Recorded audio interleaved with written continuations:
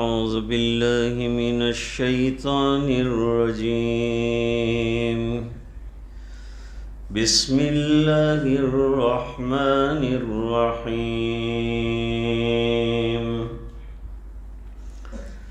ألف لام ميم صاد. كتاب أنزل إليك فلا يكن في صدرك حرج منه لتنذر به وذكرى للمؤمنين. اتبعوا ما أنزل إليكم من ربكم ولا تتبعوا من دونه أولياء قليلا ما تذكرون. وكم من قرية أهلكناها فجاءها بأسنا بياتا أو هم قائلون. فما كان دعواهم إذ جاءهم بأسنا إلا أن قالوا إنا كنا ظالمين. فلنسألن الذين أرسل إليهم ولنسألن المرسلين. فلنقصن عليهم بعلم وما كنا غائبين. والوزن يومئذ الحق. فمن ثقلت موازينه فأولئك هم المفلحون. ومن خفت موازينه فأولئك الذين خسروا أنفسهم بما كانوا بآياتنا يظلمون. ولقد مكناكم في الأرض وجعلنا لكم فيها معايش قليلا ما تشكرون. صدق اللہ العظیم.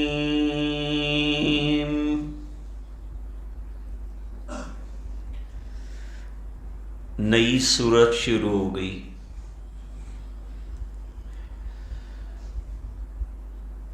اس سے پہلے سورہ انعام تھی، اب سورہ اعراف شروع ہوئی.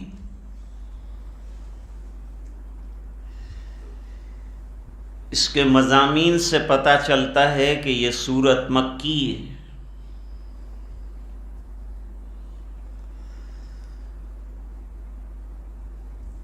ترتیب کے اعتبار سے یہ 7ویں سورت ہے اور شان نزول کے اعتبار سے 39ویں سورت ہے.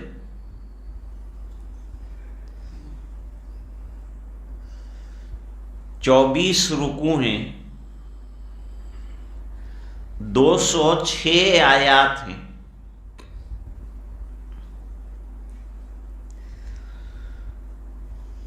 اور اس کا نام سورہ اعراف رکھا ہے.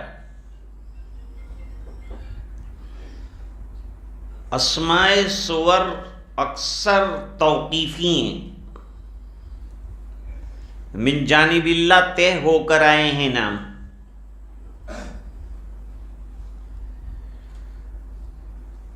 چھیالیس اور 48ویں آیت میں لفظ اعراف ہے.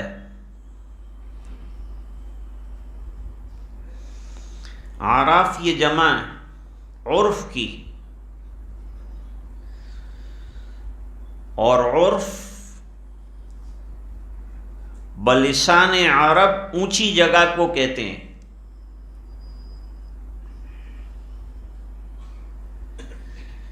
یہ اونچی جگہ سے مراد ایک اونچی دیوار ہے جس کا تذکرہ سورہ حدید میں ایک جگہ آیا ہے، لیکن وہاں سور کے ماتحت جو ہے دروازوں کا بھی تذکرہ ہے کہ یہ جو بڑی دیوار ہوگی اس کے اندر دروازہ بھی ہوگا.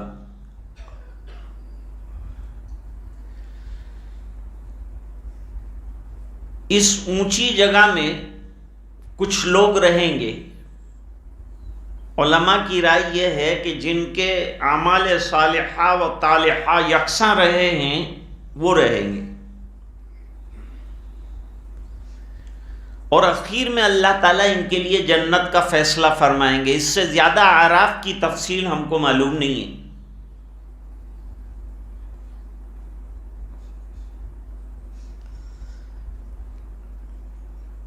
یہ سورت حروف مقطعات سے شروع ہوئی ہے. سورہ بقرہ حروف مقطعات سے شروع ہوئی ہے، سورہ آل عمران حروف مقطعات سے شروع ہوئی، اور یہ سورت حروف مقطعات سے شروع ہوئی.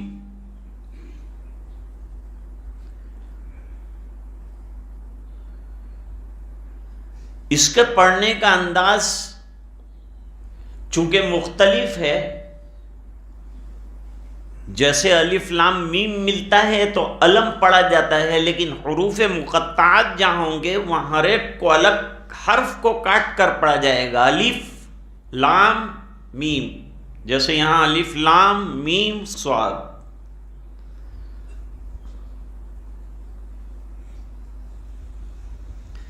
اس لیے اس کا نام حروف مقطعات رکھا ہے. شاہ ولی اللہ صاحب محدث دہلوی رحمۃ اللہ علیہ نے الفوز الکبیر میں حروف مقطعات پر کلام فرمایا ہے کہ قاری اور تلاوت کرنے والا جب پڑھتا ہے تو اس کو اور تو حروف مقطعات سے کچھ پلے نہیں پڑتا، لیکن اتنا پتہ چلتا ہے کہ یہ حروف ہجا کے کچھ حروف ہیں. اس کے حتمی اور حقیقی معنی کے غور و خوض میں پڑھنے سے منع کیا گیا ہے. اس کو جیسا ہے ویسا پڑھ لیا جائے. بعض محققین نے اس کی کھود کھرید اور غور و خوض میں زیادہ محنت کی ہے اور اندازے لگائے ہیں، وہ بھی یقینی چیز پر نہیں پہنچے.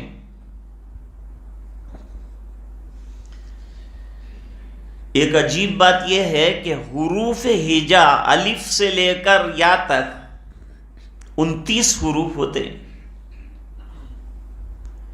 29 حروف. اور عجیب بات یہ ہے کہ سورتیں 29 سورتوں کے شروع میں حروف ہجائے ہیں. 29 حروف تہجی ہیں اور 29 سورتوں کے شروع میں آئے ہیں.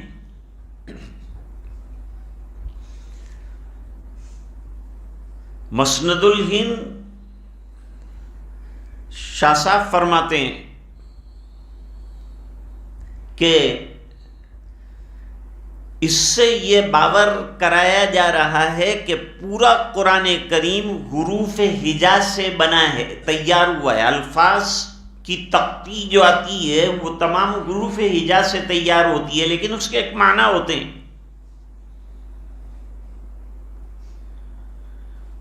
گویا عرب والوں سے کہا جاتا ہے کہ تم کو دعویٰ ہے کہ اور تم یہ اعتراض کرتے ہو کہ یہ انسانی کلام ہے تو یہ حروف ہجا سے تیار ہوا ایسا کلام تم بھی تیار کر کے لاؤ، نہ لا سکے، اور تم عاجز ہو گئے قرآن کریم کے اعجاز کے سامنے۔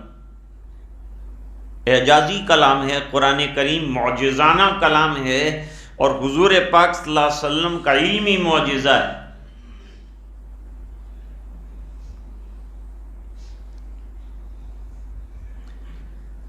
حروف ہجا کے معنی ایک حد تک کوئی سمجھنا چاہے تو سمجھ سکتا ہے،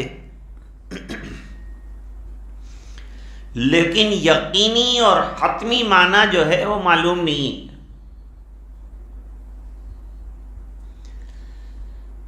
اسی طریقے سے سورت میں بعض مضامین آئے ہیں، جن جن سورتوں کے شروع میں حروف مقطعات ہیں ان میں کچھ مضامین ایسے ہیں کہ جو مضامین ایک حد تک انسان سمجھ سکتا ہے، اس سے زیادہ نہیں سمجھ سکتا۔ اس صورت میں بھی ایسا ہے، میں سمجھاتا ہوں۔ سورہ بقرہ میں جس کے شروع میں حروف مقطعات آئے ہیں، اس میں ایک آیت ہے آیت الکرسی، اس میں ایک اللہ کا ذاتی نام، باقی تمام صفات بیان فرمائی ہیں۔ اب یہ صفات جو ہیں باری تعالیٰ کی، ان کو ایک حد تک آدمی سمجھ سکتا ہے، اس سے آگے اس کی عقل کام نہیں کرتی، وہاں جا کر رک جانا پڑتا ہے، اس سے آگے نہیں چلتا۔ تو حروف مقطعات کے ذریعے سے سمجھائے کہ سورت کے بعض مضامین ایک حد تک سمجھ میں آئیں گے، اس سے زیادہ نہیں۔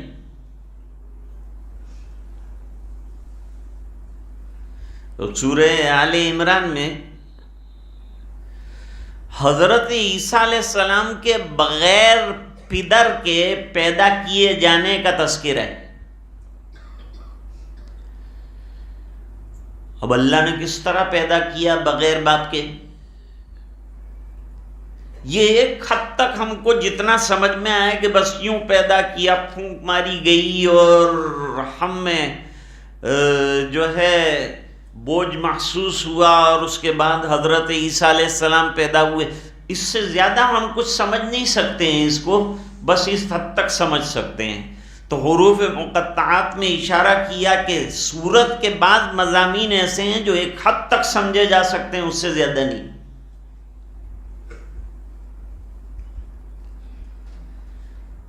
اب یہ سورت کا بھی حال یہی ہے۔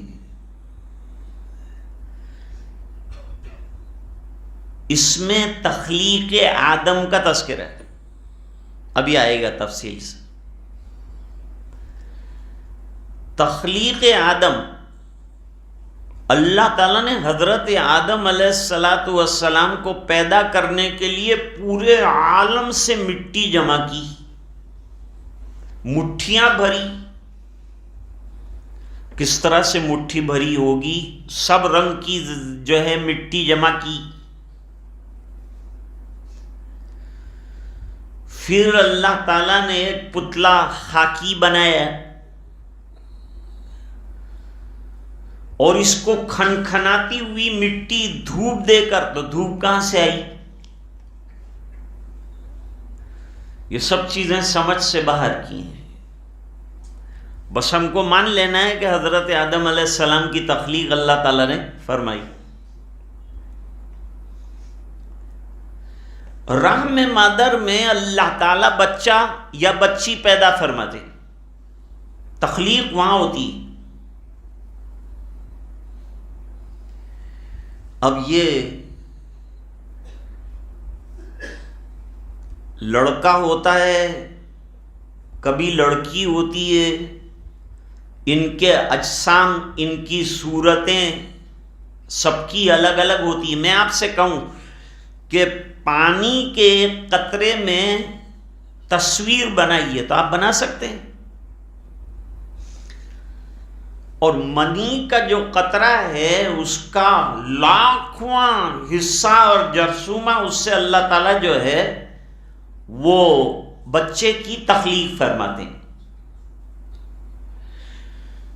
اب رحم دانی میں کون سی مشین لگی ہے جس کے ذریعے سے مؤنث اور مذکر اور صورتوں کی تفریق ہوتی ہے کہ تو دنیا میں پہچانا جاتا ہے، ورنہ سیب کی طرح سب بچے پیدا ہوتے تو کیسے پہچانا جاتا؟ سب ایک طرح کے سیب ہوتے ہیں۔ اس کو بھی ایک حد تک ہی سمجھا جا سکتا ہے۔ ایک مضمون اللہ تعالیٰ نے چھوٹی سی آیت میں بیان کیا ہے بیچ میں وزن کا، کہ قیامت کے دن اعمال کا وزن کیا جائے گا۔ ابھی تھوڑی دیر سے اس پر گفتگو کرتے ہیں۔ اب یہ وزن کیسے کیا جائے گا؟ اعمال نظر نہیں آتے، کیسے وزن ہوگا، کیا ہوگا، ترازو کیسی ہوگی، کیا ہوگی، اس کو بھی ایک حد تک سمجھ سکتے ہیں، اس سے زیادہ نہیں سمجھ سکتے، وہ اللہ کے حوالے کرنا پڑے گا اس علم کو۔ تو اس صورت کے بعض مضامین جیسے اعراف، ایک دیوار ہے، کیسی ہے، کتنی اونچی ہے، کتنی چوڑی ہے، کتنی کشادہ ہے، کتنے لاکھ آدمی اس پر آئیں گے، کتنے دروازے ہیں، جنت میں داخلہ کیسے ہوگا، یہ ایک حد تک ہی آدمی سمجھ سکتا ہے، اس سے زیادہ نہیں سمجھ سکتا ہے۔ بس اتنا سمجھ کر چھوڑ دو، اس سے آگے کی تحقیق میں مت پڑو، اس لیے کہ الجھ جاؤ گے، کہیں سے کہیں پہنچ جاؤ گے۔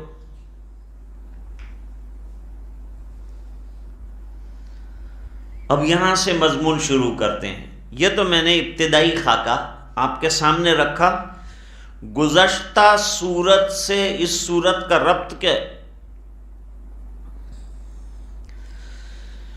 گزشتہ سورت میں اعدائے اسلام کی سرزنش کا بیان اور دعوت اسلام دی گئی ہے اور تبلیغ کا حکم دیا گیا ہے آپ صلی اللہ علیہ وسلم کو۔ مضمون اس پر ختم کیا تھا، وہیں سے یہ مضمون شروع ہو رہا ہے، پھر دعوت کا مضمون آگے آ رہا ہے۔ مکی صورتوں کا لب لباب اور خلاصہ تین چیزیں ہوتی ہیں: توحید یعنی اللہ کی وحدانیت کا بیان، کیونکہ توحید ہی میں ان لوگوں نے تشریک یعنی ملاوٹ کر رکھی تھی، اس لیے توحید پر زور دیا جاتا۔ نمبر دو، رسالت، کیونکہ وہ رسالت کو نہیں مانتے تھے، رسالت پر زور دیا جاتا ہے، اس مضمون کو سمجھایا جاتا ہے۔ اور تیسری چیز، آخرت کے منکر تھے وہ لوگ، تو اس پر زیادہ دلائل جو ہیں دیے جاتے ہیں اور زور صرف کیا جاتا ہے۔ سورہ انعام میں توحید کے دلائل زیادہ دیے گئے ہیں، اس میں اس کا الٹا ہے، رسالت کو ثابت کرنے پر زیادہ طاقت لگائی گئی ہے اور دلائل پیش کیے گئے ہیں۔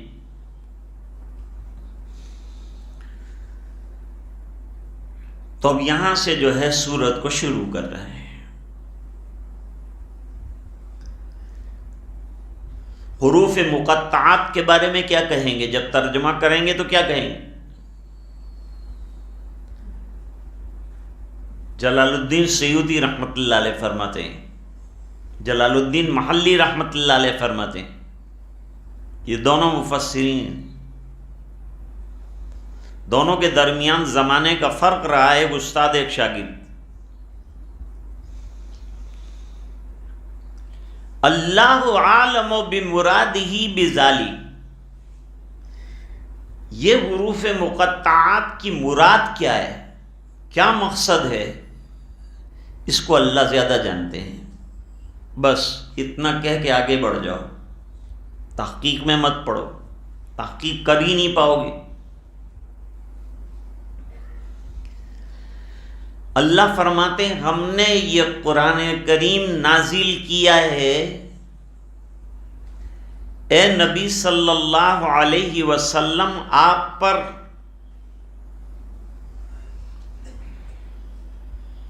لہذا بے دھڑک قرآن کریم کی آیات کی تبلیغ کیجیے،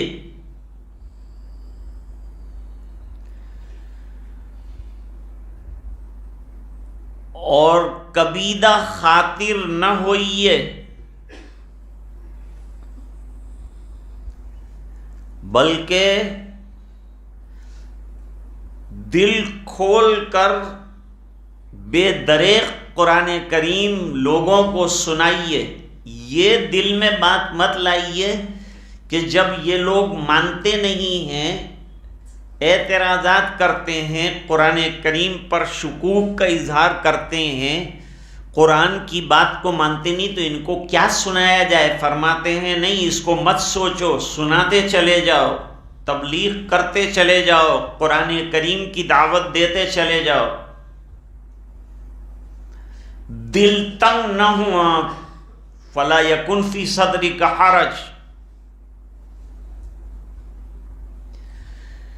یہ قرآن کریم جو ماننے والے ہیں ان کے لیے بہت بڑا نصیحت نامہ ہے، وَذِكْرَىٰ لِلْمُؤْمِنِينَ۔ جو نہیں مانتے ان کو بھی سنانا ہے، جو ماننے والے ہیں ان کو فائدہ ہوتا ہے۔ اتبعوا ما انزل الیکم من ربکم۔ اب لوگوں سے کہا جا رہا ہے کہ تمہارے پروردگار کے یہاں سے نبی کے واسطے سے جو قرآن کریم اتر رہا ہے اس کی اتباع کرو، اور اللہ سے کم تر جو تم نے مورتیاں اور معبودان باطلہ تیار کر رکھیں ان کو چھوڑو۔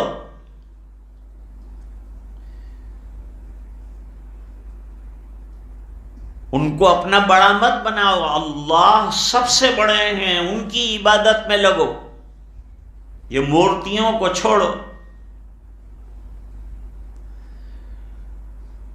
اتنی کھلی باتیں ہیں، لیکن اے لوگو تم کم اس کے اوپر غور کرتے ہو اور کم سمجھتے ہو۔ نہ ماننے والوں کا انجام بیان کرتے ہیں اللہ تعالیٰ۔ جن قوموں نے اور جن لوگوں نے اللہ کے احکام کو پہلے زمانے میں انبیاء کرام آئے اور ٹھکرایا، تکذیب کی اور نہ مانے، ان کا انجام کیا ہوا؟ فرمایا بہت سی بستیوں کو ہم نے تباہ کر ڈالا۔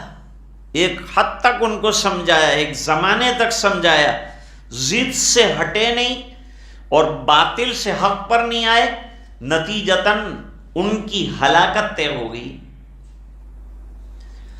فجاء باسنا بیاتن، تو اللہ تعالیٰ فرماتے ہیں ہمارا عذاب رات کے وقت آیا، یا وہ دوپہر کے وقت قیلولہ کر رہے تھے اور آیا۔ کسی بھی وقت آ سکتا ہے، دن کو بھی آ سکتا ہے اور رات کو بھی آ سکتا ہے۔ سوئے تھے اور سوئے کے سوئے رہ گئے، عذاب نے آ کر پکڑ لیا اور ان کو تباہ کر دیا۔ ڈرا رہے ہیں اللہ تعالیٰ، نہ ماننے والوں کو نتیجہ کار بتا رہے ہیں۔ اور جب پکڑ آئی، جو لوگ بچ گئے وہ کیا کہتے تھے؟ وہ یہی کہتے تھے کہ ہاں ہم لوگ گناہگار تھے، ہم لوگ ظالم تھے، بہت آئے اللہ کے احکام، نبیوں نے بہت سمجھایا، ہم نے نہیں مانا، ہم قصوروار ہیں، اپنے قصور کا اقرار کرتے۔ اللہ فرماتے ہیں بس اتنے پر بات ختم نہیں ہوتی۔ فَلَنَسْأَلَنَّ الَّذِينَ أُرْسِلَ إِلَيْهِمْ، جن لوگوں کی طرف ہم نے انبیاء کرام اور رسولوں کو بھیجا ہے ان سے بھی ہم سوال کریں گے۔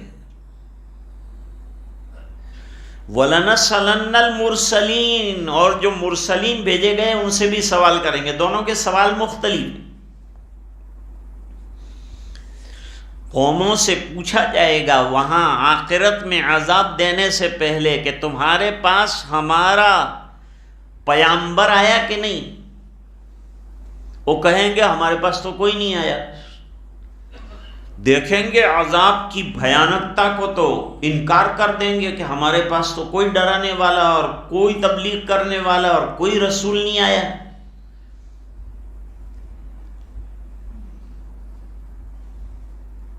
پھر اللہ تعالیٰ رسولوں کو بلائیں گے اور ان سے کہیں گے کہ تم کو ہم نے بھیجا تھا دین کی تبلیغ کے لیے، تو تم نے دین کی بات پہنچائی کہ نہیں؟ وہ کہیں گے اللہ ہم نے کما حق پہنچا دی، جیسا پہنچانا چاہیے تھا اور جیسا پہنچانے کا حق تھا وہ ہم نے ادا کر دیا۔ کہا یہ لوگ تو نہ کہتے ہیں۔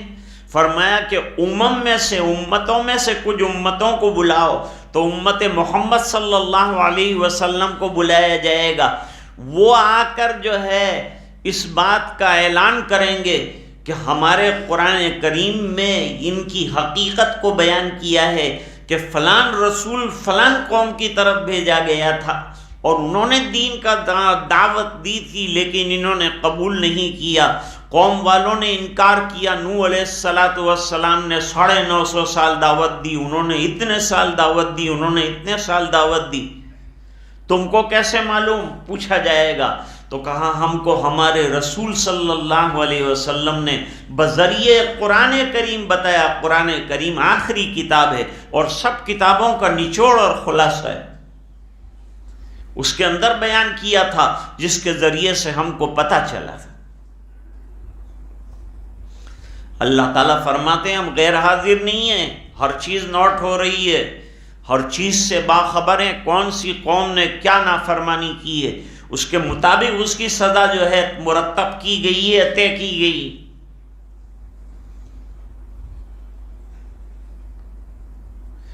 اب وزن کا مسئلہ ہے کہ جو اعمال ہم کرتے ہیں اس کا قیامت کے دن وزن کیا جائے گا۔ اللہ تعالیٰ بے خبر نہیں۔ یہ بہت زبردست آیت حضرت امام بخاری رحمۃ اللہ علیہ دوسری آیت لائیں، وَنَضَعُ الْمَوَازِينَ الْقِسْطَ لِيَوْمِ الْقِيَامَةِ، وہاں وہ لائیں آیت، وہاں بحث ہوتی ہے لمبی چوڑی، وہ بحث تو نہیں کرنی ہے یہاں بیچ میں آیت آ گئی اچانک، وَالْوَزْنُ يَوْمَئِذٍ الْحَقُّ، اور قیامت کے دن وزن کیا جانا اعمال کا حق ہے۔ اب یہ بھی ایک حد تک ہی سمجھ جا سکتا، کیونکہ اعمال نظر نہیں آتے۔ جب اعمال نظر نہیں آتے تو وزن کیسے کریں گے؟ تو کہا کہ صاحب عمل کا وزن کریں۔ حدیث میں ہے یجاؤ یوم القیامت رجلا فخیما ضخیما لا یزن عند اللہ جناح بعوضہ، قیامت کے دن ایک موٹا تازہ کافر لایا جائے گا، لیکن اللہ کے یہاں جب اس کا وزن کیا جائے گا تو یہ جو ہے مکھی کے پر اور مچھر کے پر کے برابر بھی وزندار نہیں ہوگا۔ ایک تو یہ بات ہے، لیکن اس کی تعویل کی گئی ہے کہ اس کی کوئی حیثیت نہیں ہوگی۔ دوسرا قول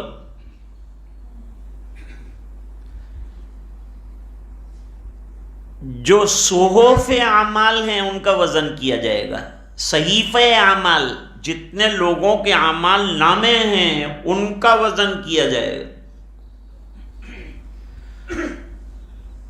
اب آخر پلڑا کتنا بڑا ہے؟ وہ ابو موسیٰ اشعری رضی اللہ عنہ، عبداللہ ابن مسعود رضی اللہ تعالیٰ عنہ کی روایت میں کہ پلڑا اتنا بڑا ہے کہ 7 آسمان اور 7 زمینیں اس کے ایک پلڑے کے کونے میں رہ جاتی ہیں،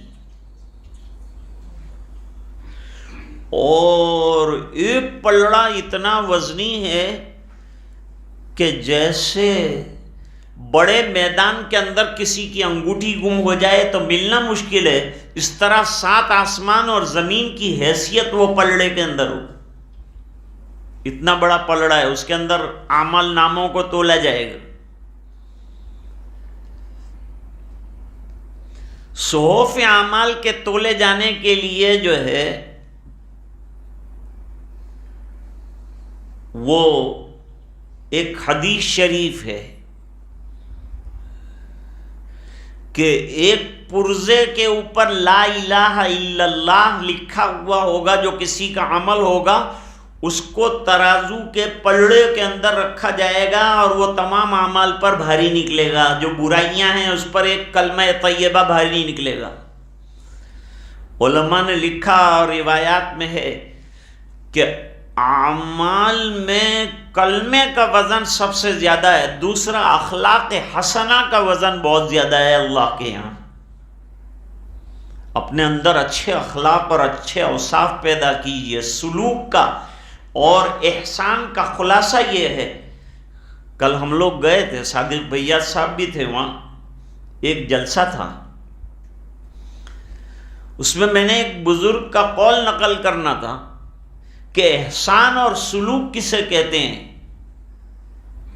لوگ بہت بھڑکتے ہیں اس سے، بھئی کیا چیز ہے کیا چیز ہے؟ 3 چیزوں کا خلاصہ ہے سلوک اور احسان۔ نمبر 1، گناہوں سے اجتناب اور پرہیز، اپنے آپ کو گناہوں، چھوٹا بڑا ہر قسم کا گناہ، چاہے وہ آنکھ سے تعلق رکھتا ہو، زبان سے تعلق رکھتا ہو، شرمگاہوں سے تعلق رکھتا ہو، دل دماغ سے تعلق رکھتا ہو، سب سے بچانا پڑے۔ ایک تو یہ۔ نمبر 2، اللہ کی یاد کثرت سے کرنا۔ یہ تو قرآن کریم ہی کہتا ہے، قرآن کی بے شمار آیتیں ذکر کے فضائل میں ذکر کی کثرت۔ تیسرا، فکر آخرت، آخرت کی فکر انسان کے اندر پیدا ہو جائے، اس کا سلوک کا خلاصہ ہے کہ مرنے کے بعد بھئی میرا کیا حال ہوگا، میرے ساتھ کیا معاملہ کیا جائے گا، اس کی فکر آدمی کے اندر پیدا ہو جائے تو عمل کرنے والا بنے گا، ذکر کرنے والا بنے گا، اور یہی جو ہے جتنی معصیات ہیں اس سے بچنے والا بن جائے۔ اور تیسرا قول یہ ذکر فرمایا کہ اعمال کا وزن کیا جائے گا، اور اعمال ہی کا وزن نہیں کیا جائے گا، حضرت امام بخاری رحمۃ اللہ علیہ فرماتے ہیں اقوال کا بھی وزن کیا جائے گا، جو زبان سے ہم بولتے ہیں نا، اس کا بھی وزن کیا جائے گا۔ اور دلیل کیا دی؟ کلمتان حبیبتان الی الرحمن خفیفتان علی اللسان ثقیلتان فی المیزان سبحان اللہ و بحمدہ سبحان اللہ العظیم۔ دیکھو یہ کلمات ہیں، لیکن حسن عمل کے پلڑے کے اندر ان کو بھی رکھا جائے گا۔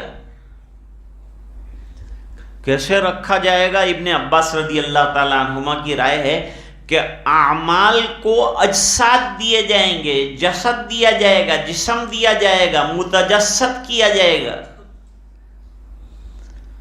نماز کا ایک جسم ہوگا، روزے کا ایک جسم ہوگا، وہاں اعمال کی شکلیں انسان دیکھ سکے گا، دنیا میں نہیں دیکھ سکتا۔ جیسے اللہ کا دیدار ایمان والوں کو ہوگا، دنیا میں انسان کی آنکھیں ضعیف البنیان ہونے کی وجہ سے دیدار ربانی سے محروم ہیں، لیکن آخرت میں اللہ تعالیٰ جسم بھی بڑا دیں گے، آنکھیں بھی بڑی بڑی دیں گے، اور طاقت بھی اس کے اندر ایسی دیں گے کہ اللہ کا دیدار کر سکے،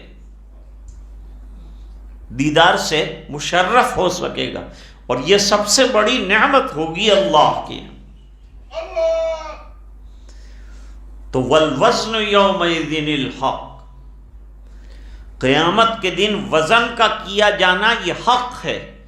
تو ظاہری بات ہے کہ یہ کہا جا رہا ہے کہ اپنے اعمال کو ایسا بناؤ کہ کل آخرت میں اللہ کے یہاں وزنی ہو اور نیکیوں کا پلڑا جھکے اور ہمیں کامیابی. اور موجودہ دور میں یہ وزن جو ہے ہر چیز کا وزن ہوتا ہے. پہلے آوازیں جو ہے گرفت میں نہیں آتی تھی، اب ٹیپ ریکارڈ تو پرانا ہو گیا، اس سے آگے کتنی چیزیں آ گئیں. ہماری تصویریں، ہماری شکلیں، ہماری آوازیں نہ صرف یہ کہ محفوظ رہتی ہیں بلکہ وہ نشر و اشاعت بھی پاتی ہیں. تھرمومیٹر سے جسم کی حرارت کا اندازہ ہوتا ہے. دودھ میں پانی کتنا ملا ہے اس کے لیے مشین آ گئی. موجودہ دور میں ہر چیز کا وزن کیا جاتا ہے. بڑی ٹرین کو بھی وزن کر سکتے ہیں، ٹرکوں کا وزن ہوتا ہے، ٹائروں کا وزن ہوتا ہے. انسان کے اعمال کا وزن کیوں نہیں ہو سکتا؟ اللہ تعالیٰ قادر قیوم ہے، وہ اعمال کا وزن کرے. اور پھر آگے فیصلہ فرمایا کہ جس کے اعمال حسنہ اور اچھے اعمال کا پلڑا بھاری نکلا فاولئک هم المفلحون، وہ فلاح پائیں گے، یعنی آخرت کی کامیابیاں ان کی مقدر میں رہیں گی. اور جن کا اعمال صالحہ کا پلڑا ہلکا رہا اور برائیوں کا پلڑا، یہ ایک بحث ہے کہ کیا کافرین کے اعمال کا بھی وزن کیا جائے گا؟ ایک قول یہ ہے ان آیت کو سامنے رکھ کر کہ ان کے اعمال کا بھی وزن کیا جائے گا اور ان کو بتایا جائے گا کہ دیکھو بھائی تمہارے اعمال کا کوئی وزن اور کوئی ویٹ ہی نہیں ہے تو ہم کیا کر سکتے ہیں. اللہ کی صفت عدل ظاہر ہوگی اور ان کو جہنم میں بھیجا جائے. اب آگے اللہ تعالیٰ وہ دعوت کا کام جو اصل کام ہے، دین کا اصلی میدان ہے، اس کی طرف اشارہ فرماتے ہیں. یہاں سے وہ کام شروع کیا ہے. ہم نے تم کو زمین میں تمکن دیا، ایک ٹھکانہ دیا.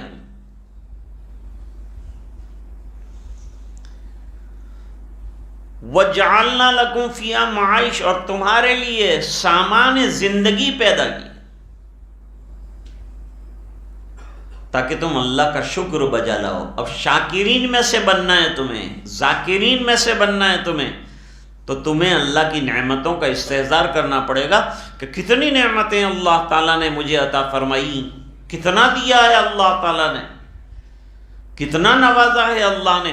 تو ایسے نوازنے والے پروردگار کا شکر بجا لانا چاہیے. اور شکر یہ ہے کہ جو اعمال اس نے دیے ہیں اس کے اوپر ہم چلتے رہیں، جو احکام دیے ہیں اس کے مطابق زندگی گزاریں.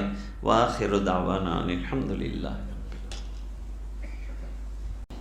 تھوڑی دیر کے لیے انشاءاللہ ذکر کریں گے اور اس کے بعد مراقبہ ہوگا، جیسا کہ عام طور پر مجلس میں ہمیشہ ہوتا ہے. اللہ تعالیٰ یہ ذکر کو اپنے فضل سے قبول فرمائے اور ہمیں ذکر کا عاشق بنائے اور ہمیں ذکر سے محبت نصیب فرمائے اور اللہ کی یاد والی زندگی عطا فرمائے. اور مراقبہ بھی بڑا اہم ہے سلسلے میں، اس بنا پر کہ مراقبے کا مقصد اللہ کے دھیان اور اللہ کی رحمت کے انتظار میں بیٹھنا ہے. اس کا فائدہ یہ ہے کہ جب اللہ کا دھیان آتا ہے تو آدمی گناہوں سے بچ جاتا ہے، اور اللہ کا جب دھیان نصیب ہوتا ہے تو نیکیوں کی توفیق ہوتی. یہ دونوں چیزیں ہمیں مطلوب ہیں، گناہوں سے ہمیں بچنا بھی اور نیکیوں کا ذوق ہمارے اندر پیدا ہو جائے اور ہم اعمال صالحہ کرنے والے بن جائیں.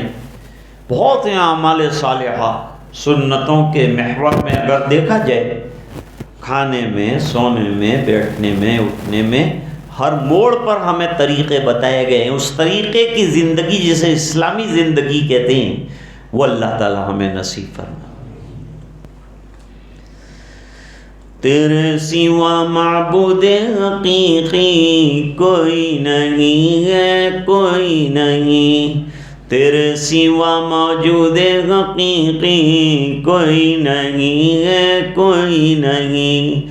تیرے سوا مسجود حقیقی کوئی نہیں ہے، کوئی نہیں. اب تو رنگ بس تادم آخر ورد زباں اے میرے الہ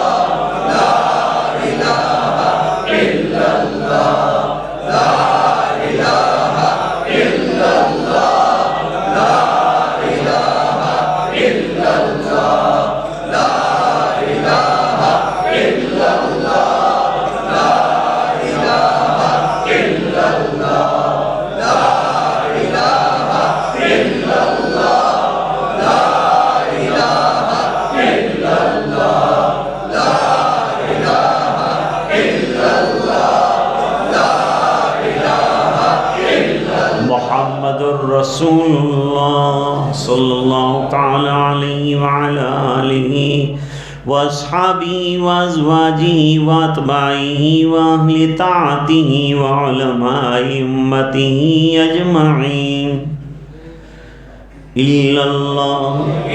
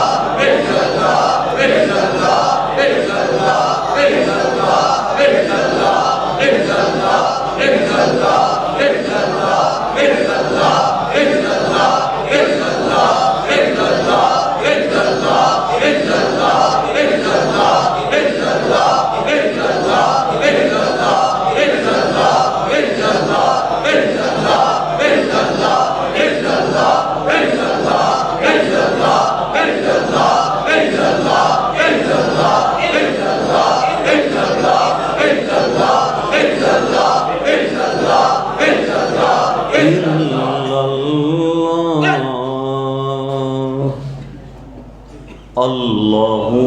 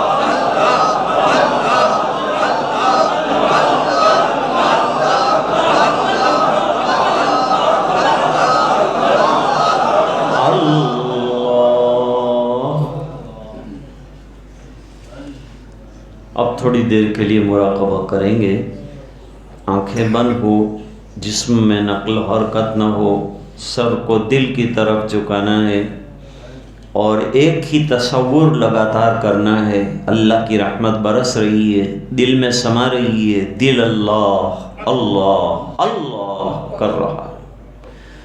بس یہ لگاتار تصور جاری رکھیں، بیچ میں ادھر ادھر کا خیال آئے دوبارہ تصور یہی جما کے رکھیں۔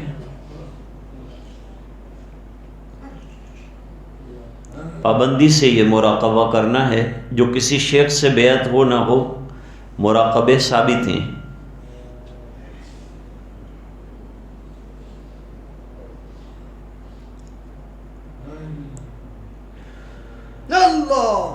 اے خوفتہ دل بیدار شو، بیدار شو، بیدار شو، غفلت میں ڈوبے ہوئے دل جاگ جا، در ذکر حق مشغول شو، مشغول شو، مشغول شو، اللہ کی یاد میں مشغول ہو جا، دل کا اصلی کام اللہ کی یاد ہے۔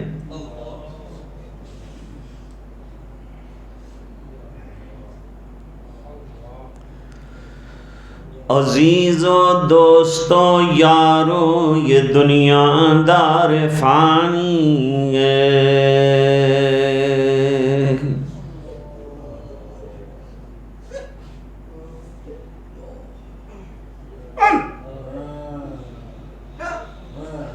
دل اس سے مت لگاؤ تم لحد میں جا بنانی ہے۔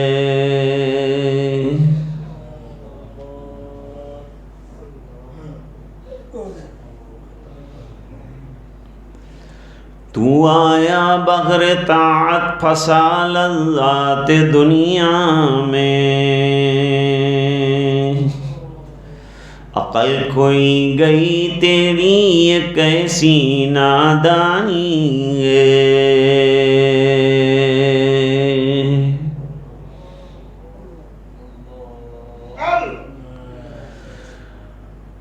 تو روزے رکھ نمازیں پڑھ خدا کو یاد کر ہر دم، کہ یہ نیکی تجھے ایک دن کام آنی ہے۔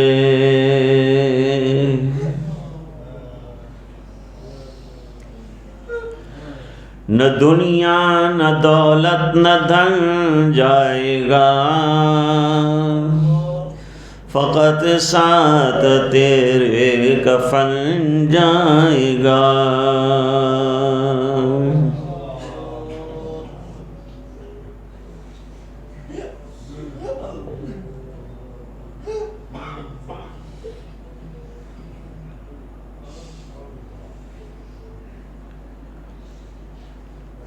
آنکھ بند ہو تو یہ سوچنا چاہیے کہ کہا گیا تو آنکھ بند کی، ایک دن وہ آئے گا جب لوگ میری آنکھ بند کر دیں۔